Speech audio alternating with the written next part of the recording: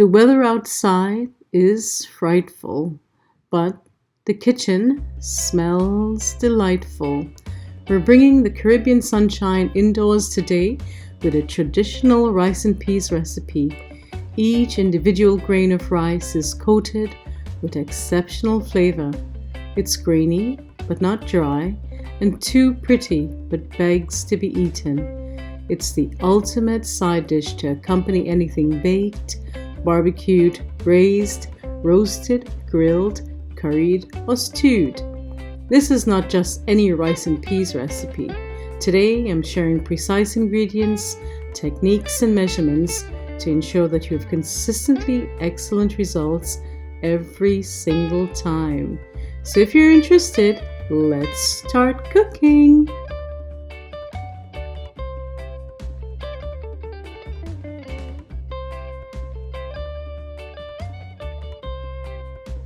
Today's feature presentation was inspired by the 100 pounds of peas and beans I have in my pandemic pantry.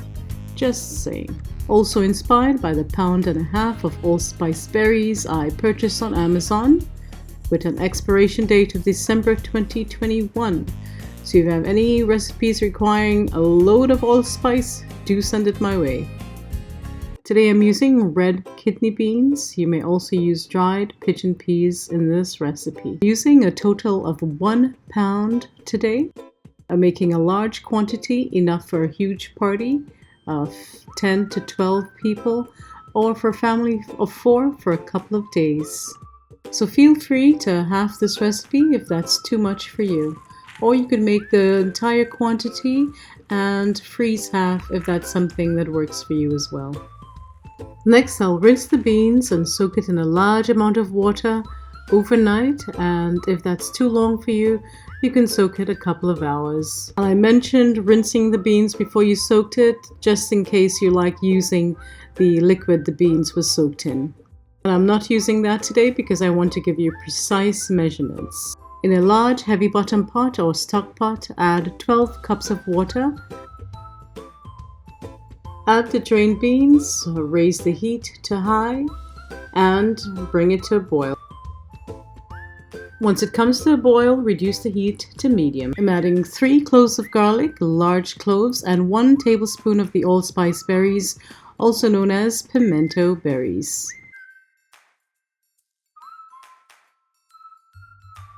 The beans have been boiling for about an hour unhindered, and now I'll add 4 scallions cut lengthwise. I'm also adding about 10 sprigs of thyme, 3 hot peppers, and a half block of that coconut which I have chopped finely.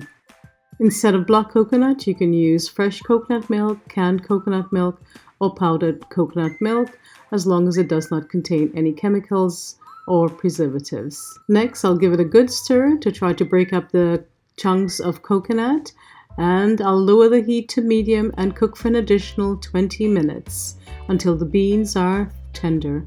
I'm doing the spoon test to make sure that it's smooth and not grainy when crushed. At this point, you can add your favorite all-purpose seasoning, but since I don't have any pre-packaged all-purpose seasoning, I'm adding half tablespoon of granulated onion, half tablespoon of granulated garlic, and half tablespoon of oregano. That's the 1 hour timer. And next I'm adding a 1/4 teaspoon of paprika and about a 1/4 teaspoon of turmeric, because these are the ingredients in all-purpose seasoning. I'll also be adding 1 teaspoon of freshly ground black pepper and a total of about 5 teaspoons of Himalayan salt. One more stir and I'll get the rice ready.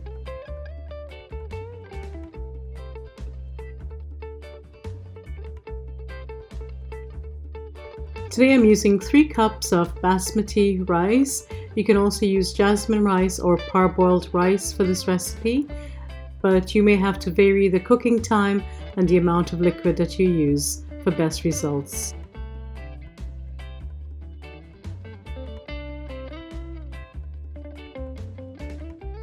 The key to getting grainy rice, what the Jamaicans refer to as shelly rice, is to wash it properly a couple of times until the water runs clear.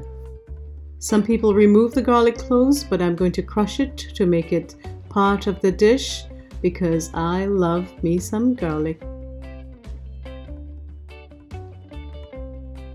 These beans took a total of an hour and 20 minutes to cook, and it could be because it's been sitting in my pantry for almost a year.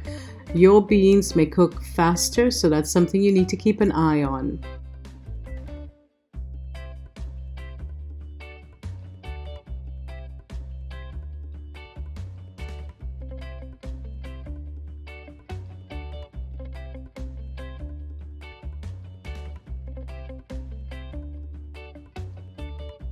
Another taste to ensure that the seasonings and the salt is just perfect, and then we can add the rice.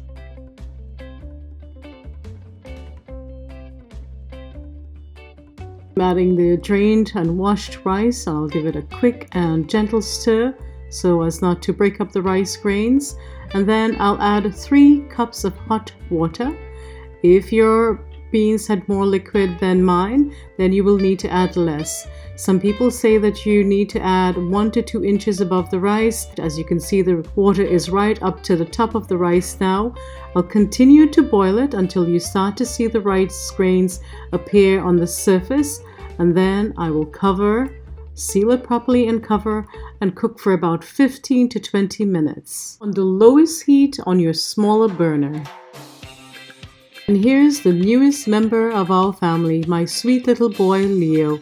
I always have one eye on him and one eye on the pot, and as you can see, he's always looking for trouble.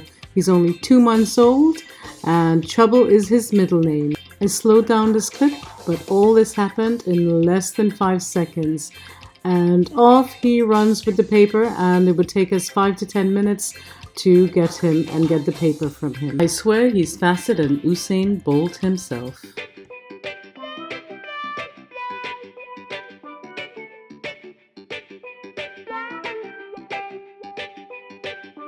That's all there is to it, my friends. It takes a long time to cook, but it's simple ingredients, easy techniques, resulting in an absolutely delicious meal that will impress your friends and family. Thanks so much for joining me once again. Let me know below if you've enjoyed being in the kitchen with me, or if you learned something new, and if you plan to try this recipe.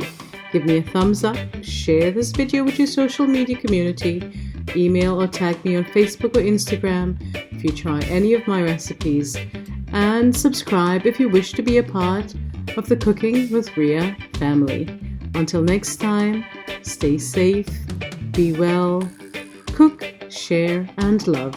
Bye bye!